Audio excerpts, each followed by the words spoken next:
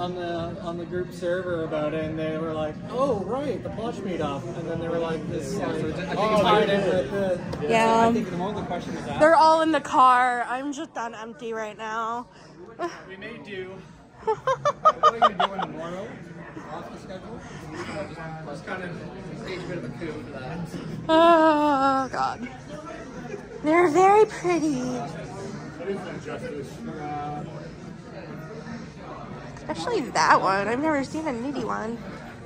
You can buy plushies. Oh my God, so many plushies. I always want to bring my like personal collection of. I collected all the mascots of all the conventions. Anytime I can get my hands on one, I buy it. There's one of them hiding here. There she is, Marina mascot. Yep, I got her. The rarer ones I'm trying to get a hold of are like, there was some meetup out in like Colorado and they had a mascot. Like I've seen evidence of these things. I always track down the owner. If you ever need to sell this for money, you call me. Yeah. I think this is a mascot. I don't think that's happening. Yeah. But Whose is this? Frosty Flakes. That's her name. Yeah. Isn't she like the mascot for a foreign country or something? No, that was just literally something someone came up with on the internet. Oh, It's okay. really a meme. Yeah. Oh, even better. Plushie and pony. And then I have a few of the Sequestria ones. Oh, ooh, unreal. A book. I don't know who that is. And then I finally like commissioned my own. I didn't knock you over, you fell.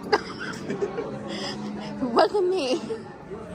There was a bunch of plushies all over the floor, and now they're being relocated. Hand room one. I have everybody. Bip, blackjack, doodle. Who's the green one? That's my OC. I like it. Thank you. Agreed. Did you make all your plushies? Most of them, Nice. except Big Blackjack. Wait, I didn't you make make her. plushies? Yes, ma'am. Which one? How do we hire I didn't you? make the one on the stick. I'm on Etsy, but the only one I have listed right now is this Pip and this. Well, I don't know if I had Pinky listed or not. Oh, but so she's gonna be listed. OCs. Oh, OCs. If it's a basic OC, I can only do like It's solid. a teacup with a heart. Yeah, I mean like colors. Is it just like a regular? Like I can't do about zebras. It's a crystal pony, so I've been challenging. yeah. Yeah, nobody wants I'm still to touch a rookie. it. Yeah, I've only been doing this a year.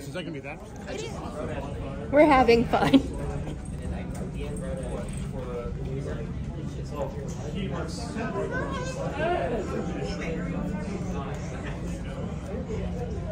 Foxy in his little wagon.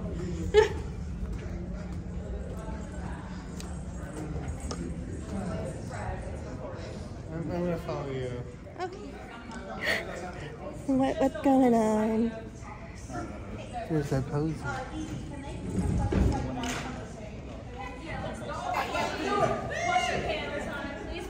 Maybe we can even look at them for example. Ooh. I mean, well, plushies.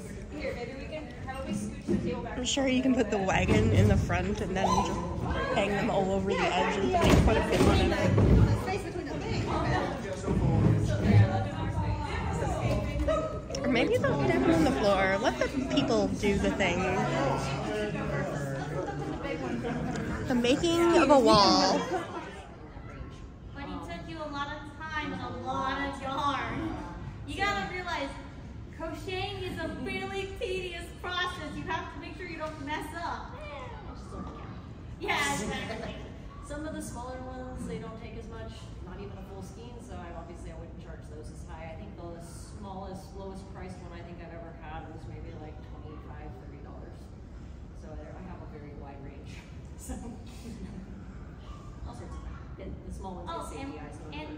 and this includes for transportation. We gotta get these things here. They're not easy to transport. That's true. I had to come in with 2 bins today. 2 bins on my own. I didn't know. Well, I hope they're okay. Pinky's crew, are you guys okay? Do we need to call the security guards from the building? I'm on duty, don't look at me. Okay, we tried. Well, we tried. We each other's out with us. We didn't do anything. So if I have a pattern made for it already or not. So for these girls like here, I have the pattern for every part of them already made. I have the pattern for the body, pattern for the mane, tail, everything. There's no guesswork involved with just making a basic Fluttershy or a basic Derby, something I've already made. So at that point, it's just going through the process of doing it. And it can take anywhere from 3, 4, 5 days, usually. That's me doing it full time, 8 hours a day. Sometimes they can take longer, like this Luna here is mine as well. She has a lot of different things that the basic ponies don't. So I do applique shoes on her. I do the rhinestones that are attached to her hair. Lots of extra different things that she takes probably closer to a week to make her. If we're talking about bigger ponies, it only takes more time. I make one life size before. Yeah. But she was the one I made was about 3 feet wide, or 3 feet long. So. Oh my. But if it's something custom, like an OC, or if I'm making something different, I can't put a timeline on it because there's so much trial and error that goes into just trying patterns and trying to see what works and what doesn't, and trying to get meeting my own perfectionism halfway so I don't get too crapped out. That's the biggest time killer. We are our own biggest critics, we swear. Yeah. So yeah, that's very true. She's just better than perfect. Yeah. So it's a real time range. I am the queen of underpricing myself and pricing myself really poorly because even though I've been doing this for 20 years, I don't know. It's like I'll look at something and I'll just be able to I'll like look at it and be like, okay, let's get to work, and I'll just get to work. I don't pay attention to like the time or what's going into it half the time. So I kind of stopped doing commissions because I just don't know what to charge. Like one time I made a very detailed protogen this big. It was like super detailed. It took me a week to make. I charged $50 for that, and I don't know why I did that. I got scolded for it on many angles. This was a few years ago. Yeah. Scolding. Yeah. I've been slowly raising the prices on my beanies. I started at like $30 for them, and then like 30. Yeah. I started at 30. Not that bad. And then Girl, wait. And then I slowly started raising because the main thing that made me really go and be like, I need to raise my prices was the amount of pain that this is in right now from making plushies. Because I do convention vending for a living. That's what I do. So I make plushies in a different way than other people. I keep it in like, this is a business for me. Different price points. And I'm like, okay, these little things, a little in the hoop simple plush, I can do like $10, $15 for that. This one is a little more complex than the hoop. That's like $20 to $30 for that, and like trying to make different price ranges and products at different price ranges. So I like to have the beanies. I'm trying to work on a keychain so I can have something that's like $10 to $20 for different people. I have the big ones that I make, which I charge probably not as much as I should. I usually charge $300 to $500 for like the one like this big. Usually they're like 15 to 18. A few of your examples are up here. We got Starlight Glimmer with the kite and Zip and Trixie. Yeah, that was in front of the wagon. I've been slowly raising my prices just because people have started being like, I will beat you up, you don't raise your prices. Those are good friends. Yeah, they are good friends. But yeah, I don't know, it's really weird to like make something and then be like, oh gosh, now I have to price this and sell it. I've been getting a little better. I remember TrotCon last year, I made this Slitherwing. It took me like, it's a Pokemon, it's like a weird moth looking guy. It took me like 8 months to make it. I would not like it once. I would like work on it, put it down, work on it, put it down, work on it, put it down. And so my friends bullied me into charging $8.50 and it sold within the first like 10 minutes. And I'm like, okay, maybe I should start raising my prices. So like I've been doing this 20 years and I don't know how to price myself. Everyone has trouble pricing themselves. This is like the biggest issue you will ever have. It's just like, what do I charge? But yeah, you should really take into like account, I mean like, you know, do as I say, not as I do. Take into account the materials, the time, the you know, wear and tear on your body. Like, you know, sometimes I have to, take your breaks. Like I take breaks now. I don't make as much for cons as I used to just because I take breaks and I make sure that like I'm getting enough rest so I'm not like just destitute with my wrist. But yeah, so that's pretty much what I do. Now it's your turn. Well, just to interject real quick, like it's not that we price our plushies as high as we do just to try to like be greedy or get as much money out of it. It really is because of the time and effort that goes into it, the cost of the materials. Like there's so much that goes into it that dictates why we price them the way that we do. And it makes it really hard when some people like come up and expect it to be way cheaper than it's actually worth. Yeah. So. It's totally okay to not be able to afford one of our plushies, especially if it's one of the more expensive ones. And it's okay to tell us that you can't afford it. We're not gonna hate Yeah, you or attack you. Like, how dare you say that? Yeah, you can have the plush and be like, oh goodness, like you hear the price, you can say like, oh, that's out of my price range. There you go. Yeah, you're good. Yeah, we just like we're not gonna hold it against like you. in our plush. Yeah. Sometimes we can't afford our own plush. That was me for a minute. But like, you know, there's been some, if there are like, you know, you don't want to be rude about it. You don't want to be like, oh my gosh, you would pay that much, or like, you shouldn't charge that much for your blush. Like, you know, just a simple like, that's out of my price range. There you go. Yep, you're good. I actually have an example of this for myself. I'm gonna throw myself under the bus. I wanted something done, and I wanted to know what the commission was for it, and I knew it was gonna be high because I'm a vendor. I get it. It takes time. It takes a lot of effort. It was $120. I don't have that in my budget for right now. And they even offered to do a down payment. I'm like, I can't do that. Not for hello. So yeah, it's okay to say, oh, that's just out of my price range. And if we like to do sales too. It's okay to have the thought that it's like too much, but don't voice that thought. Like even in like, inside thought. Even if it's inside thought. Yes. DMs or messages, or you're talking to someone on social media. Don't ghost us, please. I humbly request. You're still allowed to say, oh, that's out of my price range. We're not going to blacklist you. We're not going to refuse your commission in the future. But you ghosting us, I know some people have told me that there's still a little bit of hope that they'll get that commission, and I've known some of my friends it's caused them really bad anxiety, which they had bad anxiety to begin with, but that's neither here nor there. But telling us that's beyond my budget, we'll be like, okay, and we're good, we're done. We don't have to worry about it. It's not in the back of our heads because we beat ourselves up enough, as far as I'm concerned. Yeah. There's no pressure. Yeah, there's absolutely no pressure to tell us I can't afford that. And then you want to talk about your pricing. Oh yeah, my pricing. My pricing, because I'm weird. I have a very tough time keeping track of my time. So my pricing is mainly done based on how complicated I find the plushes and my material costs. So 9 times out of 10, I'm not charging for my correct amount of time. Like, the only reason I know my time on my price pods at the moment is because I actually timed it. The embroidery alone on a single price pod takes almost 2 hours by itself. That doesn't include assembly, that doesn't include cutting it out, that doesn't include any of that jazz. That is just my stomach piece and its face piece. And then assembling it, I worked July 4th, 5th, 6th, 7th, 8th, from 8 a.m. to 1 a.m. and I got 44 of them done. So, yeah, that's awesome. I get here exhausted. Yeah. So, I have kind of priced those a bit more where I feel more comfortable at the 50 range.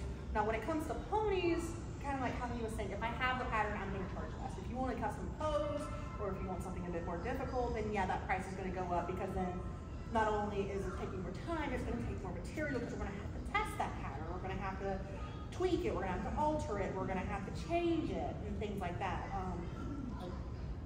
No, go ahead. Well, there's another aspect of it too. Like if you want an OC plushie, we can't resell the OC plushie. We can't make an OC plushie multiple times. I can make Fluttershy as many times as I want to. So I can afford to price her a little cheaper if I can reuse her pattern over and over. But somebody's custom OC that's just their design and nobody else's, I have to make a pattern for it, but I can only use it one time. So I'm investing, well the price reflects that. It's very much a one-off type of thing. Mm-hmm. Yeah. Any other questions or comments? Yes, sir. Okay, so one of the things is, so when it comes to pony plushies, something I'm aware of that is the figurines. One of the big gifts from historically has always been the airplane. One of you guys must know that plushies are fan made, that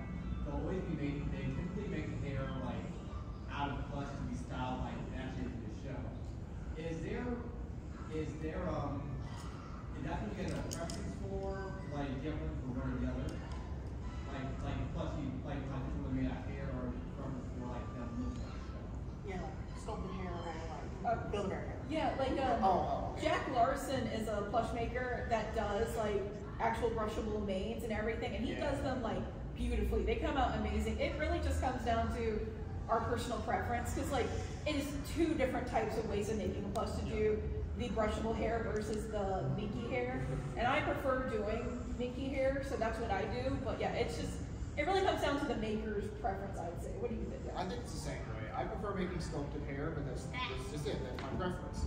But at the same time, to also mention Jack Larson, I love watching her brush with the hair when she does the videos of the brushing. And Bover is also much more expensive than minky. Is it usually? I've actually never priced it. Yeah, Bover is usually, to get that longer pile, it is like almost double, if not triple the price of minky. Yeah, it is an expensive material. It is nice. It is expensive, and it's Joann's, but it's $50 a yard. yeah. And it's also a lot more complicated to work with, because like minky, when we sew with minky, it does slip and slide, so we have to pin it like crazy, like it's Pinhead from the horror movies, if not more. Bover, which is like for the brushable, not only do you have to pin it like crazy because it slips and slides, you also have to trim around your seam allowance, so that way when you sew it and turn it, there's not a bulk of fur in your seam, and you actually can turn it. Because if not, you're going to have a ton of fur, and not only is it going to be almost impossible to turn, you're going to have to brush it all out afterwards, and it can literally take hours. I have a little trick. You get a pet brush, you go. I work with rabbit fur for my Christmas stockings. It's so silky and smooth. Yeah. It shits everywhere. It does. So when I cut it out and I sew it together, I actually have a little trick. So I take like packing tape and I'll like put it over the place where I stuck it and peel it all off, and there's all the hair. Oh, that sounds lovely. That's what I do. I take my hand and I go like this along the edge to get it all in my hand, and then I'll throw it in the trash and I'll go like that again to get it off. With the hair, it doesn't really come off your hand, it just all sticks to your hand. It does mine anyway. I do it so much now, I just do a quick like, it's all gone. I take mine outside and shake it and let the birds have it. I should be more professional, but I am to do stuff like that. Like some people use vacuums and everything. I'm like, we going old school here.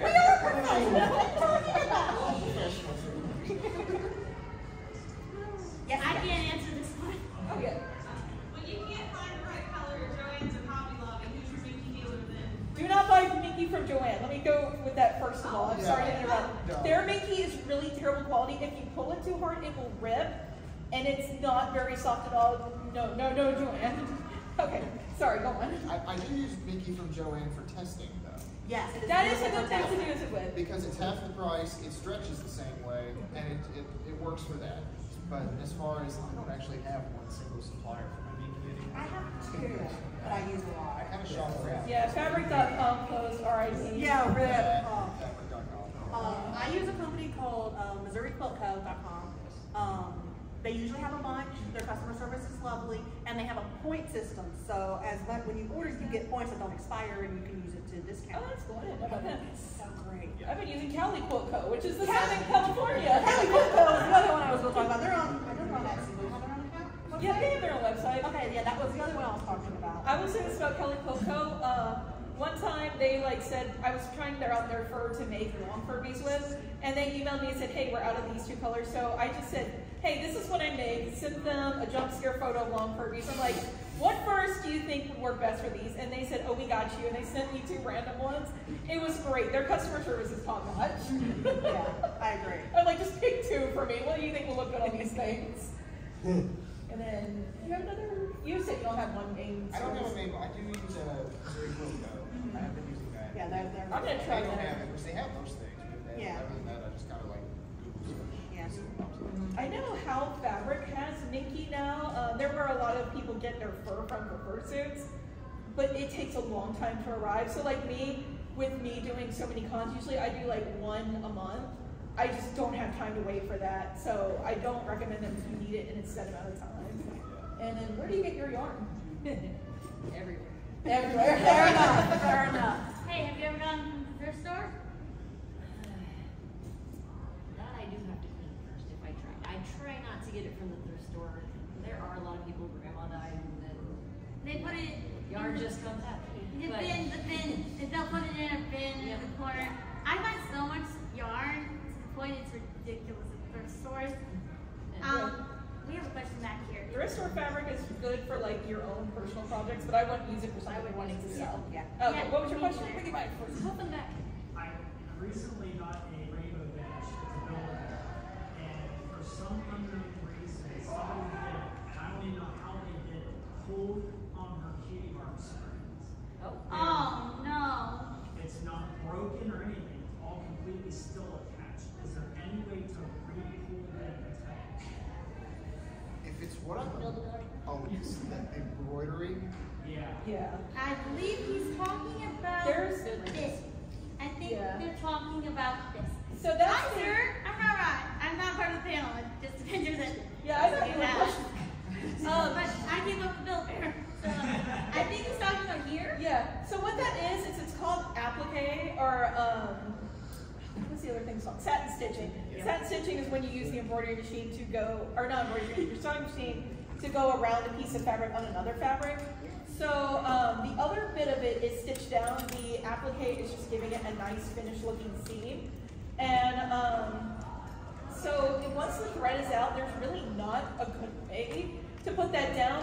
What you might want to do is just like get it. Yeah, if you want it, you want to make sure you if you use a whip stitch, you'll make sure you can like stitch down the part that was appliqued, but you'll probably just want to pull out that thread and then stitch it down yourself. Unfortunately, that's not something you can really fix once it's there, because you can do that when it's a flat piece of fabric. If you took it all the way apart and then just had like the pattern piece, you could go over it again with a sewing machine, but that is a lot of work to fix that little bit. So hand stitch, whip stitch would be the best. Blanket I'd say. stitch, yeah. Whichever one you go for. Yeah, sorry. If the applique fabric is starting to come up, you could always do a little bit of fabric glue behind it. That's before- it. Yeah, before you fabric do glue goes to stitch. that, for sure. Any other questions, comments, concerns? Speaking of this, so I'm sure like you go online, you can find a ton of people who post their patterns for like a general pony base, and like that's pretty easy enough to like find or build firms and come back. But something I think that causes me a lot harder is I'm seeing the going back to the question for me, which is so especially for characters who aren't as popular and probably don't have a pattern for their main online, how do you figure out how to turn it into a pattern? How do you create your main pattern? So speaking from my perspective, I've been doing this for over 10 years now. Chances are, if there's a pony who I haven't made yet, I've made someone similar enough that I can use somebody's mane as a starting point.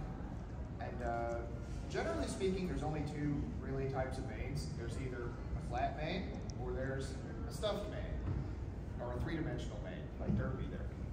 And once you kind of figure that part out, after that it's just styling. Like Derby's mane is pretty similar to Rainbow Dash. It's just the spikes are kind of differently shaped. But essentially it's the same thing. It's you've got a base piece that goes like this and two pieces on top, and you stuff it. And it's the more you do it, the more. Yeah, you eventually That's a benefit to G4 being a flash puppet show, is that it's a lot easier to, they'll reuse pieces of ponies for other ponies, so it's a lot easier to like reuse pieces and use them for other things. Oh yeah. 100%. And then when you're trying to figure out a new type of hair, like if we're an OC or something, a lot of trial and error. Like you can like, we've done it so long, you can kind of like look at it and be like, oh, I need this shape, this shape.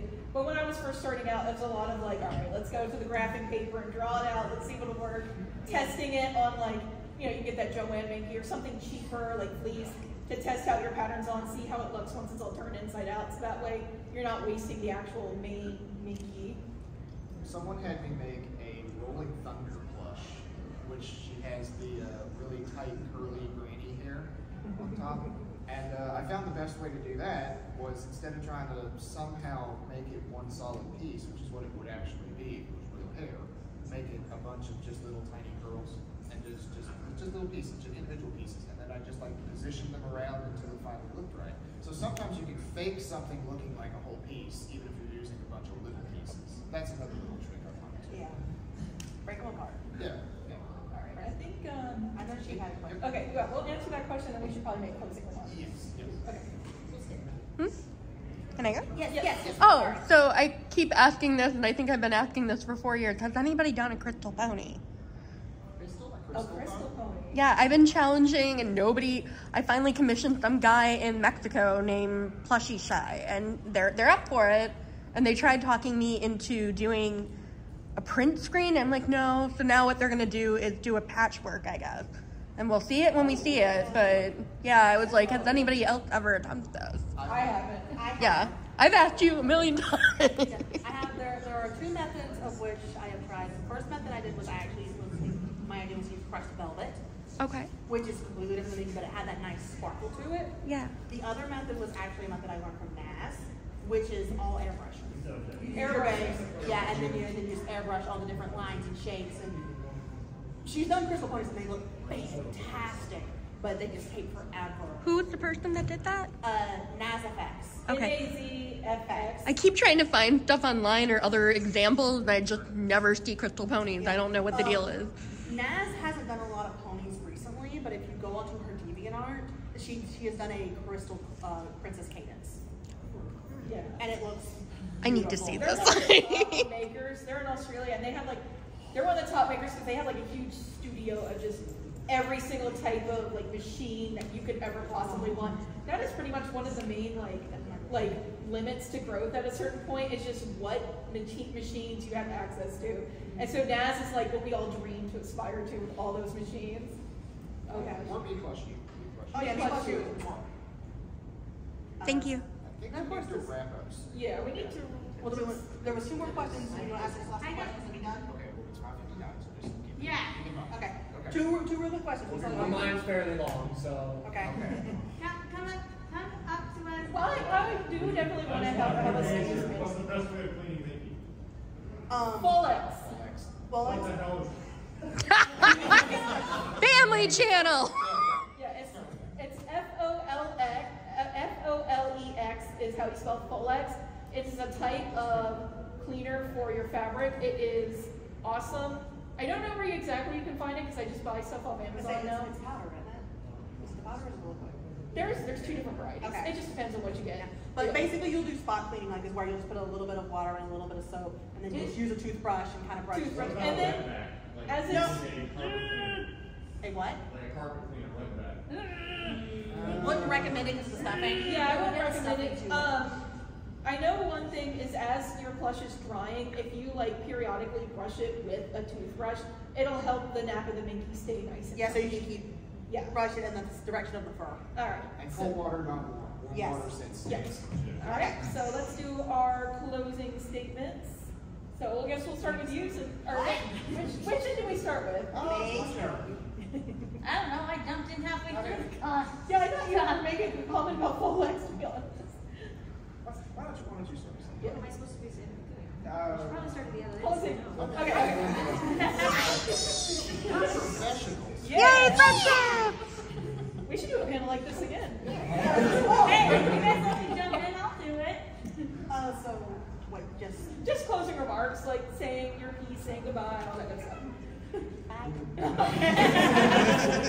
I think anyone can sew. If I can do it, you can do it. My first plushies looked like crap because 20 years ago there were no resources online, there were no patterns online, there was no Sew Destiny or anything like that. So it was pretty much just drawing with markers on felt. But I was in grade school, so what can you say? But yeah, no, it was the wild plushing west back then, and so makers like me and others have made resources for you to use. You can start ahead of where we did. So use your resources. If we can do it, you can absolutely do it. She said it best. I can't add And that. 9 times out of 10, we're always welcome to answer questions. Yes, always open to answer questions. If I don't respond right away, I'm probably at a convention or dying after a convention, but I'll respond to you when I'm done dying. And then you'll respawn. And then I'll respawn, yeah. I got a 2-day respawn time. Did you have a closing comment you want to make? No, it's fun. Thanks for listening to us and Yeah, thanks for coming. We really appreciate I it. have a feel free to closing ask comment. after and Well, yeah, you weren't on the panel, so I think we need to go because we got one of the. I can say the wrong plus. Thank you. Go to the vendor hall if you have questions. We're there like 9 times out of 10. Yeah, we love you I'm guys. gonna bow out. We love you guys. Thank you so much. Thank you guys. guys for coming.